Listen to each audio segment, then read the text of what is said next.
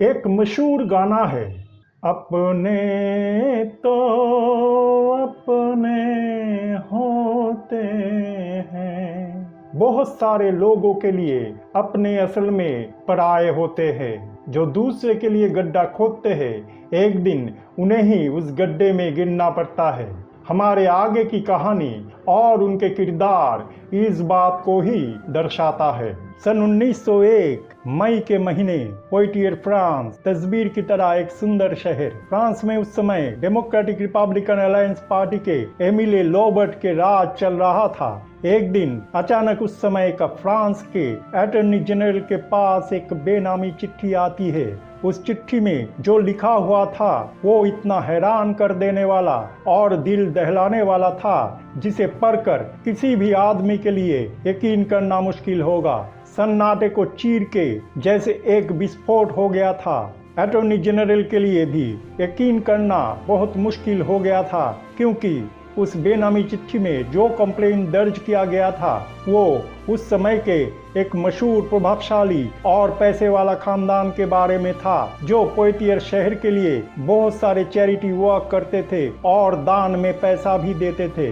फिर भी एक रूटीन फॉर्मेलिटी मेंटेन करने के लिए वो पुलिस को मॉनिये हाउस में भेजते हैं, जो उस समय के पेरिस के एक सबसे अमीर और रईस खानदान में से माना जाता था। पुलिस इस बात से अनजान था कि मॉनिये हाउस में जाके उन्हें किस भयानक परिस्थिति का सामना करना पड़ेगा और कितना भयानक दृश्य उनके सामने उपस्थित होगा। ब्लांश मॉनिये, जिनका जन्म सन 1849 में पेरिस के तब के समय के एक सम्मानित और पैसे वाला बुर्जुआ खानदान में हुई थी, जो खानदान सोसाइटी के एलिट अर्बन क्लास से बिलोंग करता था। 1879 में एमिले मॉनिये के देहांत के बाद उनकी पत्नी यानी कि ब्लांश मॉनिये के माँ लूसी मॉनिये परिवार के मुखिया बन गई। ब्लांश मॉनिये के माँ लूसी मॉनिये बहुत कठोर और सामाजिक रूप से महत्वाकांक्षी महिला थी। फ्रांस सरकार के तरफ से उन्हें महान नागरिक का खिताब भी मिला था। ब्लांश के एक भाई भी था जिसका नाम था मार्सेल, और जो उस समय पोइटियर शहर के एक मशहूर लॉयर थे और सामाजिक रूप से प्रभावशाली भी थे।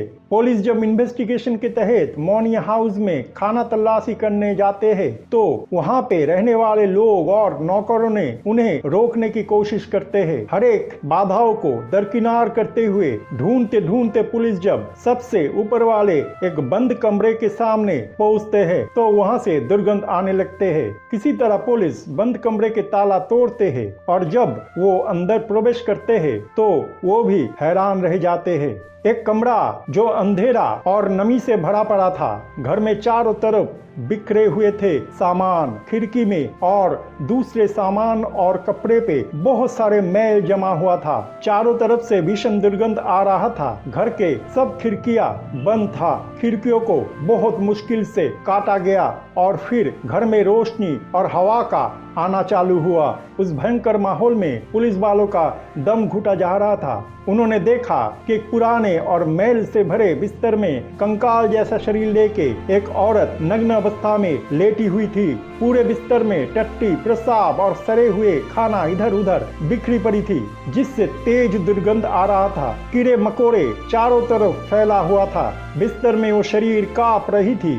किसी तरह पुलिस वालों ने शरीर को बाहर निकाला और उन्हें हॉस्पिटल लेके गए। हड्डी और मांस के पिंड जैसे बन जाने वाली वो शरीर और किसी की नहीं बल्कि 1876 साल से लापता मदम ब्लांश मॉनिये की ही थी, जिसके बाल 25 साल से नहीं काटा गया था और बॉडी के वेट 25 किलो हो गया था। रूम के अंदर ऐसा भीषण परिस्थिति बन गया था कि किसी के लिए ज्यादा देर तक वहाँ पे रहना ही मुश्किल था। ब्लांश मॉनिये छोटे उम्र से ही देखने में बहुत अच्छी थी। यौवन की मॉनिये और भी सुंदर बन गई थी। जैसे वो देखने में थी उससे ज्यादा उसकी शिक्षा, तहजीब और अदा सबका मन मोह लेने वाला था। उनकी माँ लूसी मॉनिये उनको हर एक दृष्टिकोण से समाज में सबसे बेहतर बनाना चाहती थी और इसके लिए उन्होंने कोई कसर नहीं छोड़ा था।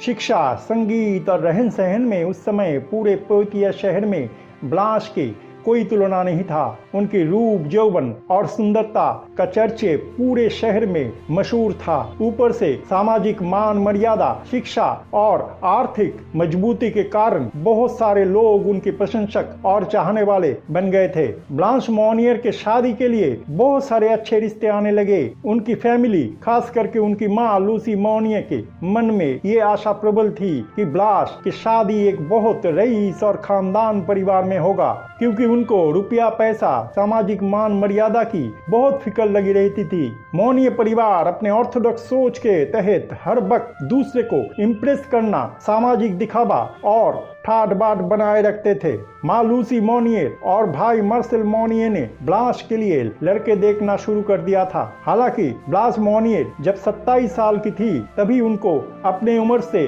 बड़े एक लॉयर के साथ प्यार हो गया था, जो आर्थिक, सामाजिक और पारिवारिक रूप से प्रतिष्ठित और एलिट क्लास के नहीं थे। लूसी मॉनियर इस रिश्ते के खिलाफ था। मॉनियर फैमिली के कंजर्वेटिव और अर्बन क्लास मानसिकता उस पुअर लॉयर के लिबरल सोच के साथ नहीं मिलते थे।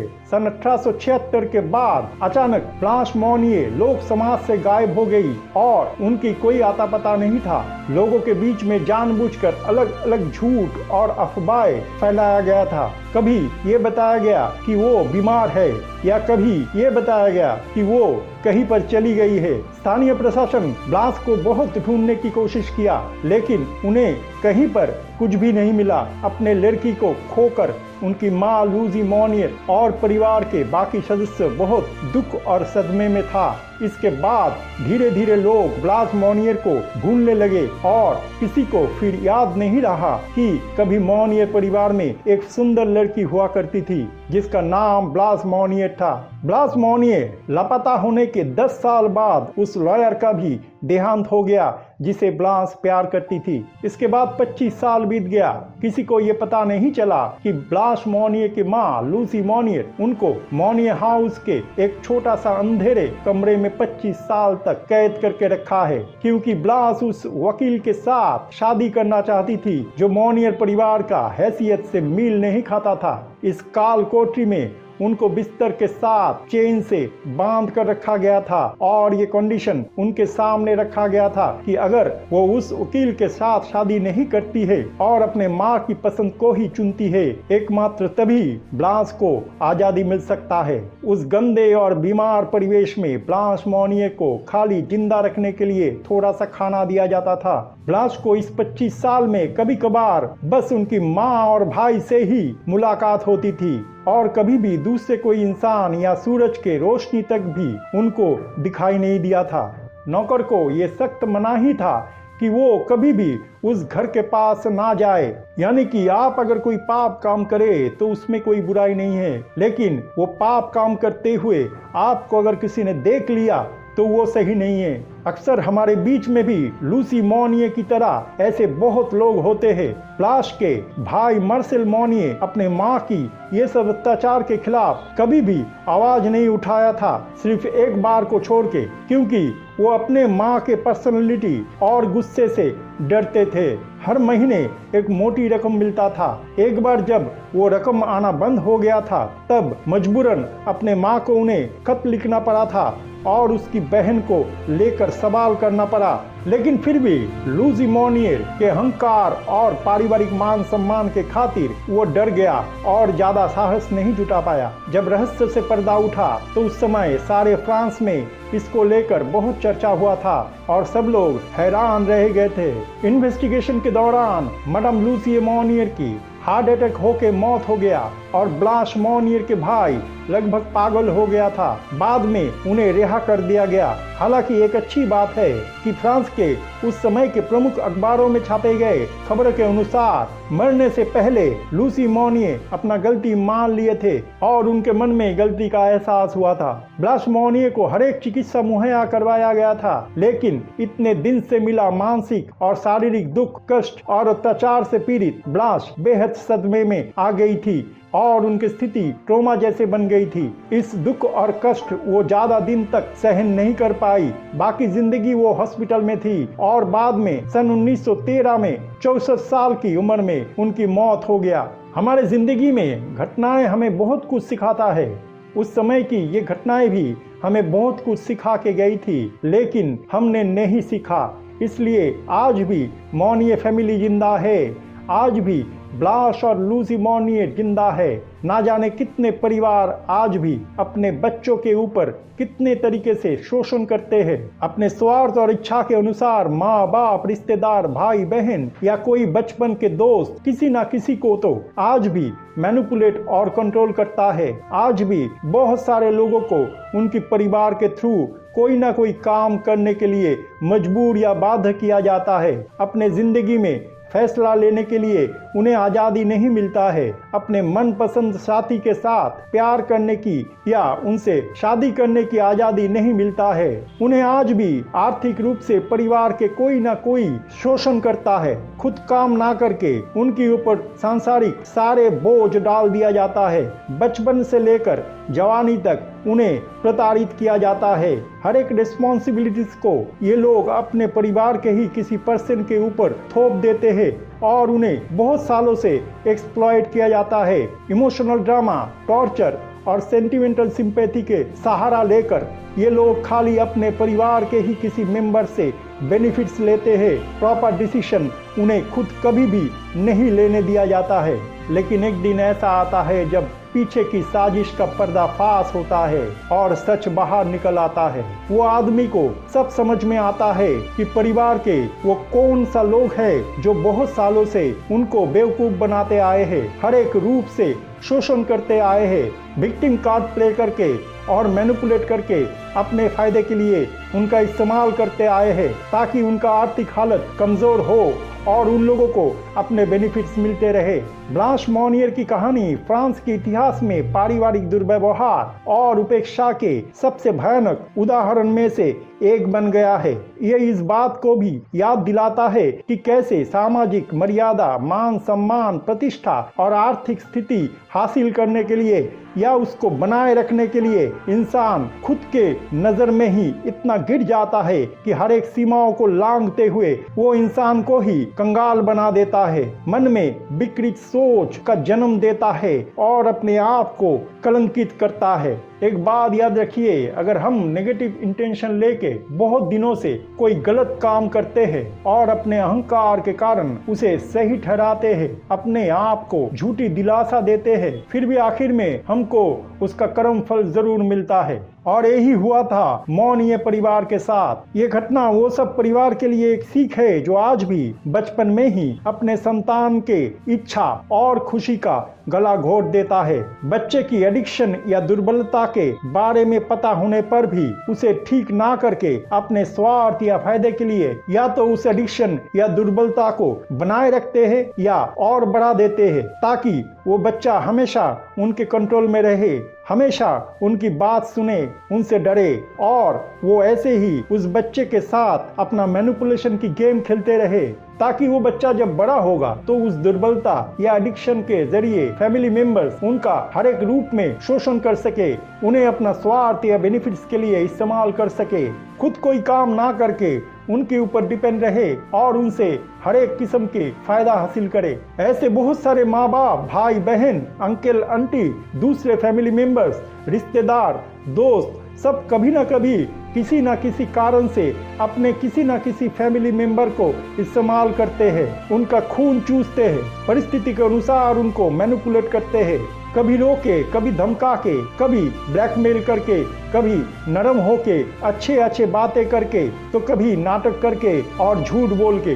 लेकिन एक दिन जब उनके संतान के सामने उनका पोल खुल जाता है, मुखौटा गिर जाता है, तब वही लोग उनके उस फैमिली मेंबर को ही जिम्मेदार ठहराते हैं। उसे इस्तेमाल करके और अपना फायदा नहीं होगा ये समझने के बाद वो अपना असली रंग दिखाने लगते हैं, अपना असली चेहरा में आते हैं, बड़े बड़े दांत और नाखून निकाल लेते हैं, अपने फैमिली के उस मेंबर को ही बदनाम करते हैं और उनको दोष देते हैं कि उनके वजह से फैमिली का नाम मिट्टी में मिल गया है। उन्हें धमकाते हैं और कोई मॉनिए फैमिली की तरह उस मेंबर को ही लंबे समय तक कोठरी में बंद करके रखते हैं। कुछ लोग तो इतना हैवान होता है कि ऑनर किलिंग तक कर देता है। भारतवर्ष में पिछले कुछ सालों में ऐसे घटनाओं का निर्माण हुआ है। कुछ माँ बाप को तो अपने ही बच्चों का शोषण करने में, उन्हें कंट्रोल और मैनिपुलेट करने में इतना मजा आता है कि अनजाने में वो इस आदत को अपने ही शरीर के जेनेटिक सिस्टम में पुश्तों से करी करते हैं और इस तरह खुद भी नार्सिसिस्ट बन जाती है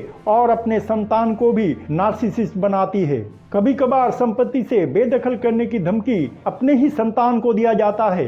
अक्सर इमोशनल ड्रामा भी प्ले किया जाता है। आज भी ब्लास मौर्य जैसे लोगों को ये बहुत सालों से पता भी नहीं होता है कि उनके ही माँ, भाई या दूसरे फैमिली मेंबर्स उनका बहुत दिनों से कितना नुकसान कर रहे हैं।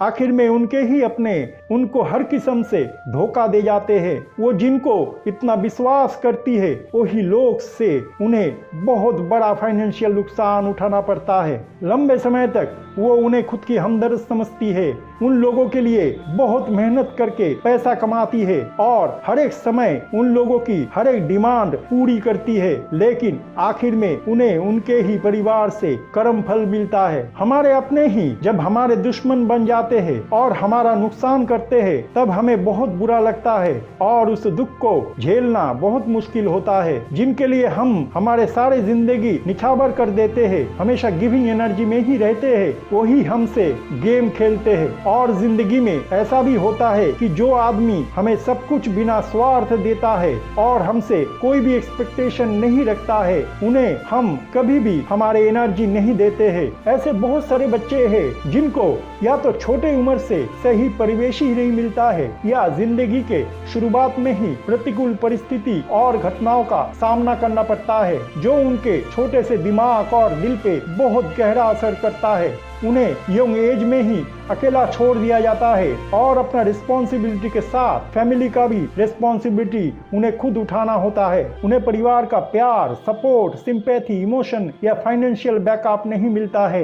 उन्हें बार बार ये समझाया जाता है कि तुम हमेशा अपने दिमाग से काम लो और प्यार, इमोशन, फीलिंग्स, काइंडनेस जैसा मानविक गुण का इस्तेमाल या तो मत करो या कम से कम करो, क्योंकि ऐसा करोगे तो तुम्हारा नुकसान होगा, तुमको सबसे धोखा मिलेगा और लोग तुम्हें बेवकूफ समझेंगे। उन्हें यह समझाया जाता है कि सबसे ऊपर रहना है और जिंदगी में हमेशा जीतना है, चाहे इसके लिए कुछ भी करना पड़े। नार्सिसिस्ट परिवार के गलत शिक्षा एक बच्चे को बचपन से ही नार्सिसिस्ट जैसा बनने में मदद करता है। उन्हें ये सिखाया जाता है कि जिंदगी में पैसा, इज्जत, पारिवारिक मान सम्मान, सामाजिक प्रतिष्ठा, अच्छे रहन सहन, लविश लाइफस्टाइल, सोशल स्टेटस ही सबसे इम्पोर्टेंट है और कैसे भी ये सब जिंदगी में उन्हें हासिल करना है। इसलिए वो भी अपने हाथ का इस्तेमाल नहीं करते हैं और दिमाग का यूज करके एक पत्थर दिल इंसान बन जाता है। दरअसल वो सब फैमिली खुद की शिक्षा, सोच, समझ और इच्छाओं को अपने ही बच्चों के अंदर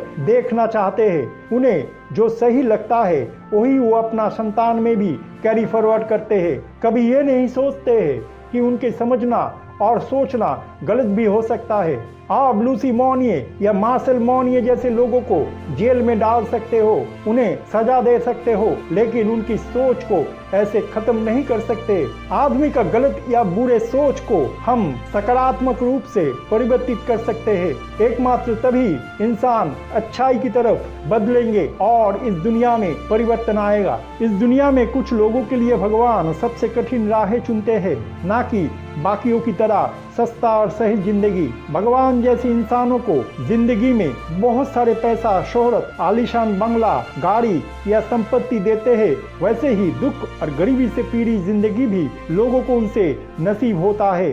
दोनों अवस्था में ही उन्हें कुछ न कुछ सीख मिलता है। इंसानों को बस अपने शिक्षा लेना बंद नहीं करना चाहिए, उन्हें कभी भी हीलिंग और लर्निंग बंद नहीं करना चाहिए। हम हमारा उद्देश्य में सफल तभी होंगे जब हम जिंदगी की घटनाओं से कुछ सीखेंगे और हम तभी सीखेंगे जब हम गलती करेंगे। इसलिए फेलियर से मत डरिए। सक्सेस हो या फेलियर, दोनों अवस्था में ही हम कुछ ना कुछ सीखते हैं। याद रखिए, आज जो आपके लिए फेलियर लग रहा है, हो सकता है कि आगे जाकर वो ही आपके लिए ब्लेसिंग्स बन जाए। और आज जो सक्सेस आपके लिए ढेर सारे खुशियां लेके आ रहा है, वो आपके अंदर अहंकार का जन्म दे सकता है। इसलिए मन में एक बैलेंस की स्थिति बना के रखिए। बहुत ज्यादा खुशी या बहुत ज्यादा दुख परिस्थिति को डिसबैलेंस कर देता है। तब हमारा शरीर और मन चंचल हो जाता है, उसे हम कंट्रोल नहीं कर पाते हैं। इसलिए जिंदगी में मानसिक स्थिति अप डाउन होता रहता है। एक बात को सच जानिए, आपके जिंदगी में घटित हर एक घटनाओं का मतलब होता है, चाहे वो छोटा से छोटा क्यों ना हो। हर एक घटनाएं हमें कुछ ना कुछ सिखाता है। घटनाओं के माध्यम से लेसन्स लर्न करना और पेंडिंग कर्मा को कंप्लीट करना ही हमारे जिंदगी का एकमात्र उद्देश्य होता है। इसके लिए आपके जिंदगी में जो भी घटनाएं हो रहा है, चाहे वो पॉजिटिव हो या नेगेटिव, उससे कुछ सीखिए। जो आदमी इन घटनाओं से जुड़े हुए रहते हैं, चाहे वो आपके परिवार के हो या बाहर के, उनको आप आपके लाइफ जर्नी में साथी मान के चलिए। वो आपके जिंदगी में आते हैं आपको कुछ सिखाने के लिए, इस लाइफ जर्नी में आपको मदद करने के लिए। उन्हें अगर आप दोस्त ना मान सके तो दुश्मन भी मत मानिए। अगर वो ना होते तो आप कुछ भी नहीं सीख पाते। ठीक वैसे ही जैसे ब्लास मोनिये की माँ लूसी मोनिये और भाई मार्सेल मोनिये, यहाँ पे दोनों तरफ के लोगों को भगवान कुछ ना कुछ सिखाया है। मदम लूसी मोनिये और भाई मार्सेल मोनिये को इस घटनाओं से ये सीख दिया गया है कि किसी को भी अपने चाहत या सोच के मुताबिक कंट्रोल और मैनिपुलेट करना नहीं चाहिए। एक समय बाद उनको जिंदगी में खुला छोड़ देना चाहिए, ताकि उनके जीवन में घटित घटनाओं से वो खुद सीखे। जैसा हो रहा है उन्हें वैसे होने दीजिए। अगर आप उसे रोकने की कोशिश किए तो सामने वाला इंसान को उस घटना से कोई प्रैक्टिकल सीख नहीं मिलेगा और फिर अगले जन्म में उन्हें उनके ही पेंडिंग कर्मा को पूरा करना पड़ेगा। यानी कि किसी और रूप में वही सीख या तो बाद में इसी जन्म में या अगले जन्म में उनको दिया जाएगा। ब्लास मोनिये के परिवार को और एक सीख मिला है। वो सीख ये है कि बाहर के लोगों के चिंता किए बिना खुद की सोशल स्टेटस, पारिवारिक प्रतिष्ठा, मान सम्मान और झूठे ठाट बाट को ना देखकर हमें खुद की तरफ ध्यान देना होगा और इंसानियत की नाते हर एक इंसान को देखना होगा। हम दूसरे के बातों को अहमियत ज्यादा देते हैं। हम हमारे हार्ट को नहीं सुनते हैं, दिमाग का सुनते हैं। खुद की जमीर और अंतरात्मा की आवाज को दरकिनार कर देते हैं और वही फॉलो करते हैं जो समाज या दूसरे लोग फॉलो करते हैं। लूसी मोनिये के कैरेक्टर के माध्यम से यूनिवर्स हमें ये सिखाया और समझाया है कि हर एक आदमी इस दुनिया में अकेले आता है और अकेले ही जाता है। इंसान के शरीर में रहते हुए ठीक जिस तरह आत्मा आजाद होता है, उसी तरह परिवार, दोस्त और रिश्तेदार के बीच में रहते हुए भी इंसान को उनसे एक्सपेक्टेशन और अटैचमेंट फ्री होके रहना चाहिए। इस दुनिया में हम जिसे चाहते हैं या अपना मानते हैं, वो लोग हमारे शरीर के तरह ही अस्थाई या टेम्पोरारी होते हैं। इसलिए उन्हें अपना खुशी और सब कुछ ना समझे। वो खाली आपकी इस जिंदगी में आपका साथ निभाने आया है। इसलिए किसी को पकड़ के रखने का कोशिश मत कीजिए। उनके फ्रीडम के पीछे ना कोई कंडीशन होना चाहिए और ना ही कोई स्वार्थ या मतलब। भगवान उनको ही मदद करता है जो खुद की मदद पहले खुद करने की कोशिश करता है। जो लोग पैसे को सब कुछ समझते हैं और अपने तबीयत की फिक्र ना करके ज्यादा पैसा कमाने के लिए वर्कोहलिक हो जाते हैं, उनको फाइनेंशियल लॉस का सामना करना पड़ता है और तबीयत ऐसे खराब हो जाता है कि वो और कभी अपने बुरी आदतों को कंटिन्यू नहीं कर पाती है। लूसी और मार्सेल मोनिये का भी आखिर में वही हुआ था। उनकी सारे जिंदगी भर का खेला गया खेल कुछ ही सालों के अंदर उनको ही वापस मिल गया था। लूसी मोनिये जैसे लोगों को इतने नेगेटिव एनर्जी में रह के कभी भी रेस्पेक्ट नहीं मिल सकता है। जो सामाजिक और राजनीतिक प्रभाव को लूसी मोनिये सब कुछ समझती थी, आखिर में वो सब कोई काम नहीं आया था। हम सबको खुद की गलतियों को पहले समझने का कोशिश करना चाहिए। भगवान से शिकायत मत कीजिए, वो आपको मदद करने के लिए ही आपके जिंदगी में घटनाओं का निर्माण करते हैं। इसके विपरीत ब्लास मोनिये को भी सीख मिला था। 25 साल से वो सीख उन्हें मिला था। ब्लास मोनिये अपने फैमिली, रिश्तेदार और दोस्तों के लिए एक गिवर थी, जो हमेशा खाली अपने ही फैमिली मेंबर्स को ही एनर्जी देती आई थी। अपने परिवार को जो सब कुछ मानती थी, उनके हर एक बात सुनती थी उनमें यह शक्ति नहीं था कि वो अन्याय के खिलाफ कुछ बोले, क्योंकि पारिवारिक अन्याय और शोषण के बारे में उनको पहले समझ नहीं थी। यानी कि परिवार के लिए दिमाग से ज्यादा हार्ट को वो फॉलो करती थी, लेकिन बाकी सब मामले में वो अपने दिमाग का ही सुनती थी। ब्लास मोनिये अपने परिवार के लिए हद से ज्यादा कोमल, शर्मीली और इमोशनल पर्सन थी। वो बहुत ज्यादा सोचती थी और सोचती ही रहती थी। सही डिसीजन लेने में वो बहुत कमजोर थी, हमेशा कंफ्यूजन में रहती थी, हमेशा अपने फैमिली मेंबर की बातों पे ही ज्यादा यकीन करती थी। लूसी मोनिये और उसका फैमिली के दूसरे मेंबर्स ब्लास मोनिये के एनर्जी को हमेशा ड्रेन किया था। हमेशा ये लोग ब्लास को नीचा दिखाते थे और उन्हें मानसिक रूप से दुर्बल बना देते थे। हर समय फैमिली उन्हें क्रिटिसाइज करता रहता था। उनके सामने दूसरे रईस खानदान की एग्जाम्पल दिया करते थे। हर एक समय कंपटीशन के भावना ब्लास के मन में डाल दिया जाता था और उनको फैमिली के एक्सपेक्टेशन पे खड़ा उतारना था। इसकी वजह से उनका मन में कॉन्फिडेंस डाउन हो गया था और वो अपने से ही ऐसा बर्ताव पाने के बाद खुद को और इनसिक्योर महसूस करने लगी थी। ब्लास मोनिये के मन में एक डर बैठ गई थी। वो अपने माँ से बहुत डरती थी और हर समय उनके बातों को मानती थी। उनको अपने फैमिली के खिलाफ जाना सही नहीं लगता था। वो समझती थी कि उनकी फैमिली उनका अच्छे के लिए ही सोच रहा है और ये उनकी रिस्पॉन्सिबिलिटी है कि वो फैमिली की बातों को माने। आजकल हम में से बहुत लोग अपने दुर्बलता को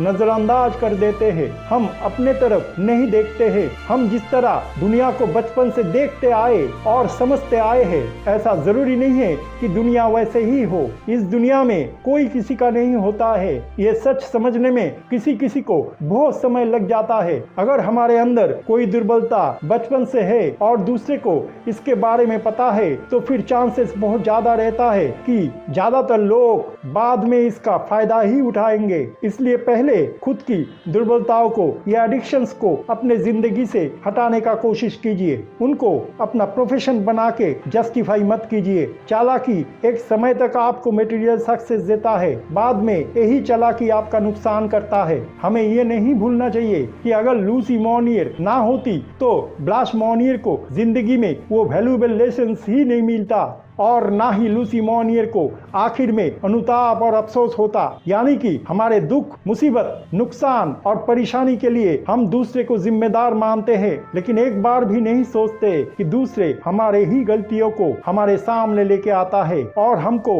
एक बेटर वर्जन बनाने के लिए मदद करता है। हमारे ओवरऑल डेवलपमेंट के लिए घटनाएं जैसी इम्पोर्टेंट है, ठीक वैसे ही घटनाओं को अंजाम देने वाले लोग भी इम्पोर्टेंट है। हम बस उन्हें ही दुश्मन और जिम्मेदार मानते हैं। जो लोग पारिवारिक मान सम्मान, प्रतिष्ठा और पैसे को जरूरत से ज्यादा महत्व देता है, अपने अहंकार की बस में आके खुद की गलतियों को स्वीकार नहीं करता है, झूठी शान शौकत और इमेज को समाज के सामने पेश करता है, किसी भी कीमत पे सबके सामने अपने आप को अच्छा, सही और महान बनाए रखने की कोशिश करता है, गलत काम करने पर भी उसकी रिस्पॉन्सिबिलिटी नहीं लेते हैं या उसको जस्टिफाई नहीं करते हैं, हमेशा झूठी सेल्फ एस्टीम के आवेश में रहते हैं, अपराध करने की बावजूद खुद को सबके लिए और खुद के लिए भी ट्रस्टवर्दी बना के रखने की कोशिश करते हैं, उसका परिणाम आखिर में लूसी मोनिये की तरह ही होता है। जिसका सारी जिंदगी झूठा है, उसे सच का सामना करने में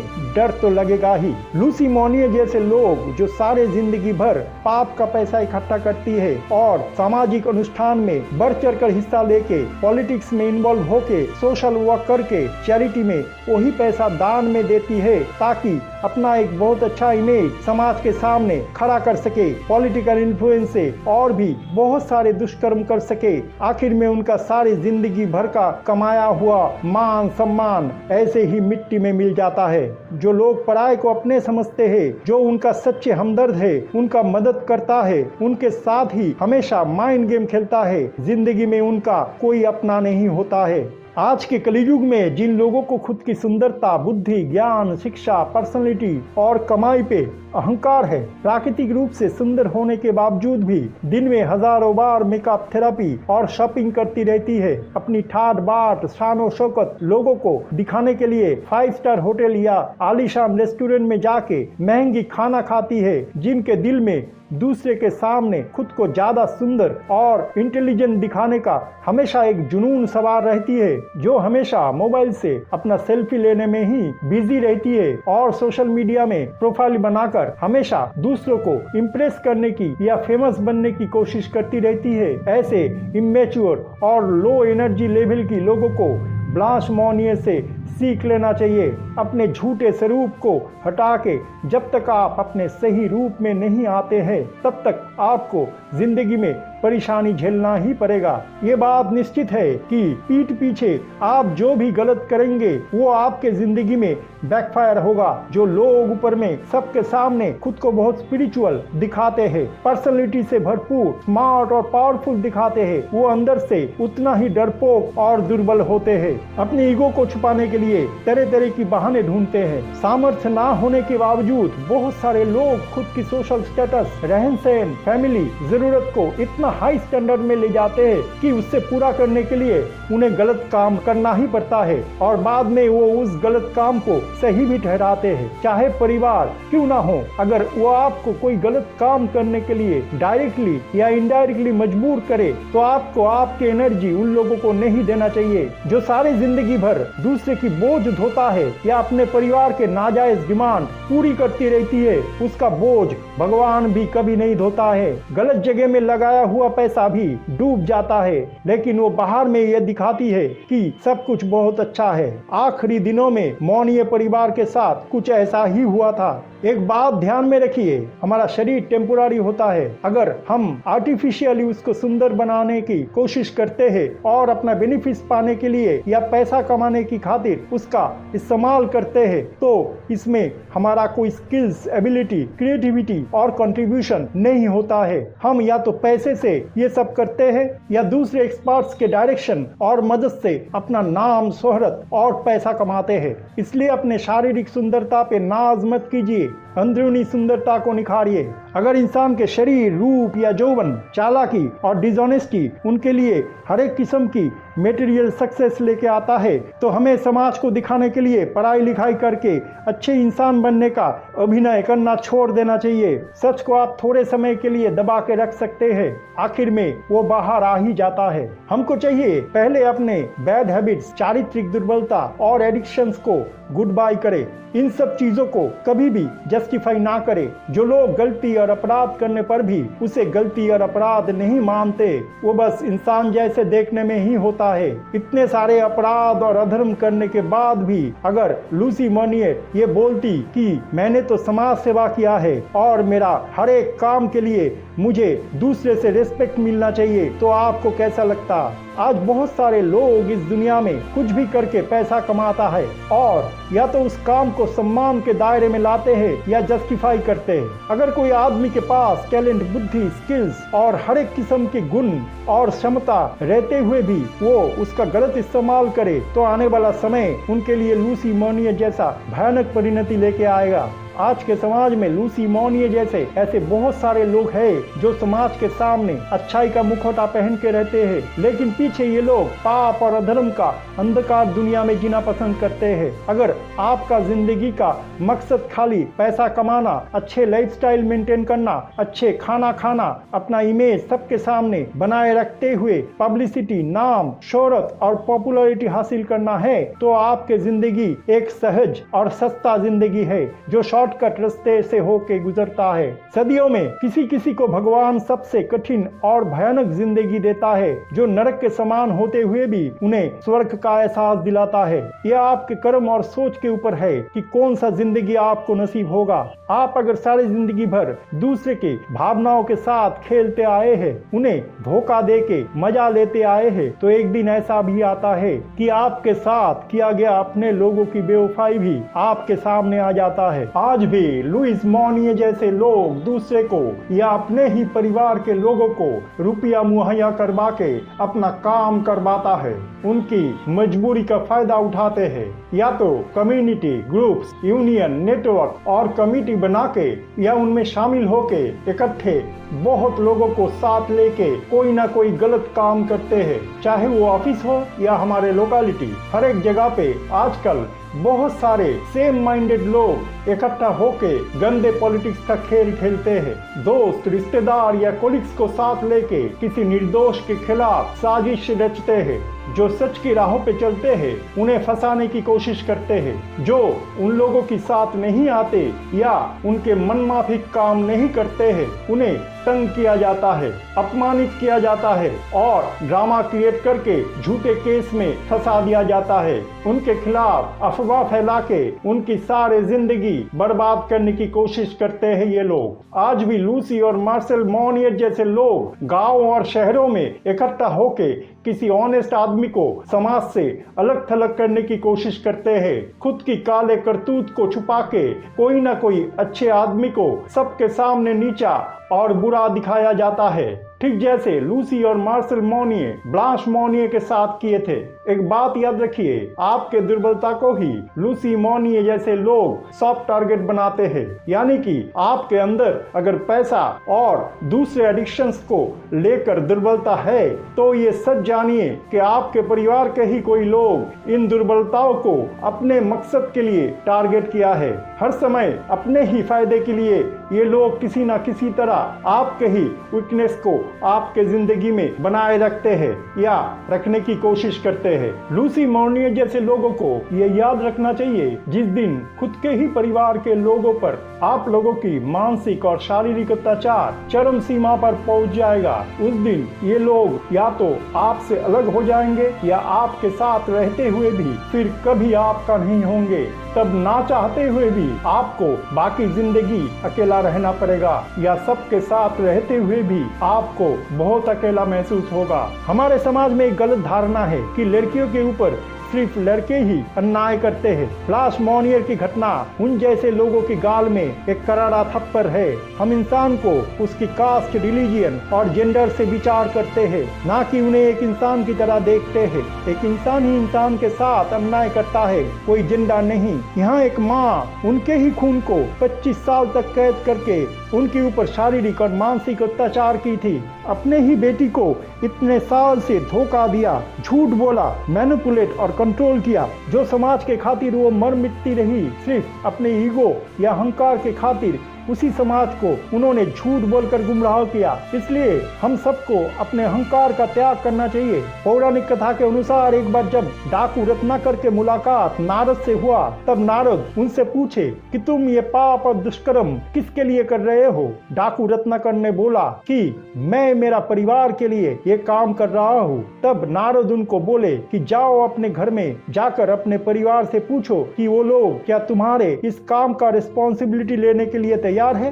रत्नाकर घर गया, अपने परिवार से पूछा और वापस आके नारद को बोले कि हे मुनिवर, मेरा परिवार मेरे काम का रिस्पॉन्सिबिलिटी लेने के लिए मना कर दिया है। ये घटना हमें ये सिखाता है कि जो काम हम कर रहे हैं वो अच्छा हो या बुरा, उसका रिस्पॉन्सिबिलिटी जैसे हमें ही लेना है वैसे ही उसका जस्टिफिकेशन भी हमें ही देना होता है। हम अगर अपने गलत विश्वास को सही ठहराकर उसको ही फॉलो करते रहे तो हमको मुसीबत का सामना बार बार करना पड़ेगा। अगर आपकी परिवार को यह फर्क नहीं पड़ता है कि आप कौन सा काम करके उनके लिए रुपया ला रहे हैं, तो आपको फर्क पड़ना चाहिए। क्योंकि आप अगर कोई गलत काम करते हैं और ये एक्सक्यूज देते हैं कि आपको अपने परिवार के लिए ये सब करना पड़ रहा है, फिर भी आप कानून के और समाज के नजर में एक गुनहगार हो। चाहे खुद की नजर में आप खुद को गुनहगार माने या ना माने, आप अगर नीचे है तो आपको ही ऊपर आना है। जो ऊपर में है वो आपके लिए कभी भी नीचे नहीं आएंगे। कलयुग का शुरुआत होने से ठीक पहले भगवान श्री कृष्ण ने गीता में कहा था कि वैराग्य का मतलब स्तब्धता नहीं है, बल्कि किसी भी परिणाम को स्वीकार करना होता है। हम में से बहुत लोगों के अंदर इस कलयुग में पेशेंस नहीं रहता है। हम जिंदगी से मिले डर और पीड़ा को या रिलेशनशिप से मिले दुख को बर्दाश्त नहीं कर पाते और शांति के खोज में खुद को सारे दुनिया से अलग थलग कर लेते हैं। कुछ लोग तो वैराग्य धारण भी कर लेते हैं। रिलेशनशिप में शादी के बाद बहुत जल्द हम डिवोर्स ले लेते हैं, यानी कि खुशी और शांति को पाने के लिए हम घटनाओं के परिणाम को स्वीकार नहीं करते हैं, दुख दर्द को नहीं झेलना चाहते हैं। लेकिन इस बात से हम अनजान रहते हैं कि घटनाएं हमारा पीछा करता ही रहता है। इस जन्म में अगर हम उसका सामना नहीं किया तो अगले जन्म में हमें उसका सामना करना ही पड़ता है। ब्लांश मोनिये 25 साल तक अनजाने में ही उस परिणति को सहन कर चुकी थी। नरक से ज्यादा अंधेरे में उस दुख और कष्ट को झेली थी। वो परिणाम से डर कर नहीं भागी थी। लूसी और मार्शल मोनिये जैसे लोगों को फिजिकली सजा देने से कुछ नहीं होगा। उनकी गलत और टॉक्सिक सोच को हमें बदलना है। आपको रिश्ते को जैसे पकड़ के नहीं रखना है, वैसे ही किसी को जबरदस्ती अपने से अलग भी नहीं करना है। आपके पास से रिस्पॉन्सिबिलिटीज अगर किसी और के पास जा रहा है तो उसे खुशी खुशी जाने दीजिए। ये समझिए कि वो आपके सर्वोत्तम हित के लिए ही हो रहा है। जो सारे जिंदगी भर दूसरों को रिस्पॉन्सिबिलिटी देकर खुद मजे किए, उनके ऊपर आज जैसे सारे दुनिया के रिस्पॉन्सिबिलिटी आ गया है। जो जैसे काम करता है वो वैसे ही भरता है। अगर आपके साथ किसी का कर्मा इस जिंदगी में खत्म हो जाता है तो भगवान या तो आपको उनसे अलग करेगा या उनको आपसे, और ये अपने आप होगा। आपको बस नेगेटिव एनर्जी को पहचानना है और उनसे खुद की दूरियां बनाए रखना है। आसानी के साथ हर वक्त किसी को भी अपना एनर्जी मत दीजिए। आसानी के साथ हर किसी को अपना एनर्जी देना बेवकूफी और खुद के लिए नुकसानदायी होता है। ये गलती ब्लांश मोनिये ने की थी। आपको ऐसा नहीं करना है। दुनिया में वैसे तो बहुत सारे घटनाएं होता रहता है, लेकिन आपने शायद महाभारत की उस घटना के बारे में सुना है जहां श्री कृष्ण ने 5 घटनाओं के माध्यम से पांडवों को कलयुग का वर्णन बहुत पहले ही कर दिया था। और आज ये प्रमाणित है कि वो घटनाएं इत्तेफाक नहीं था। जैसे ब्लांश मोनिये से जुड़े घटनाएं भी आज हम लोगों को इत्तेफाक नहीं लगता है। कुछ घटनाओं की इशारा मूल घटनाएं घटने से बहुत पहले ही कर दिया जाता है और वो इत्तेफाक नहीं होता है। आप खुद ही सोचिए।